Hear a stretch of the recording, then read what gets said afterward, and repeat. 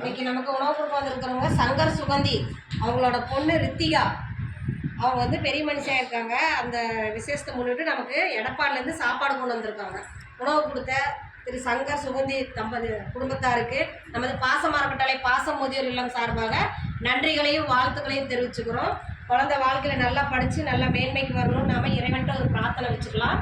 அது இல்லாமல் இந்த நேரத்தில் உங்களுக்கு ஒரு கோரிக்கை வைக்கிறோம். என்னென்னா பாசமரக்கட்டளை பாசம் முதியோர் இல்லம் வந்து 2 வருடங்களாக நாங்கள் வாடகை கட்டணத்தில் இயக்கிட்டு வராங்க. இப்போ சொந்த கட்டணத்தில் நாங்கள் முயற்சி பண்ணிகிட்ருக்கோம்.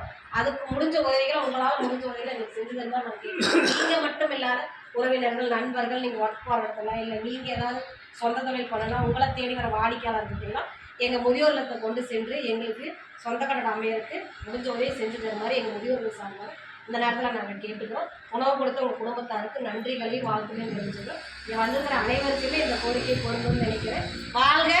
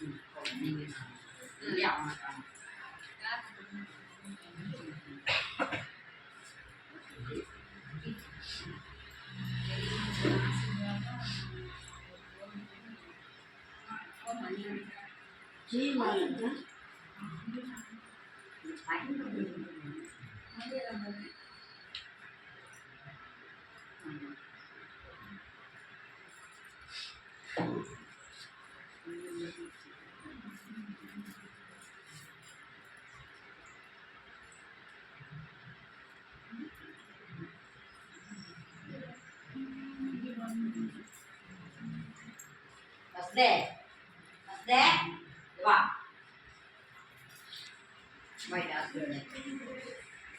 நான் வரவே மாட்டேன். ஆதியோ கண்டது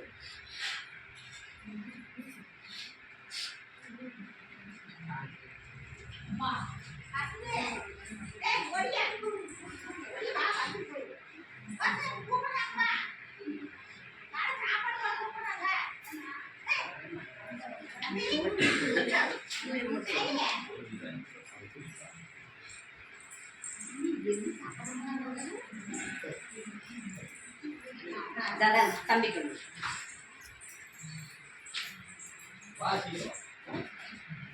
ஏப்பா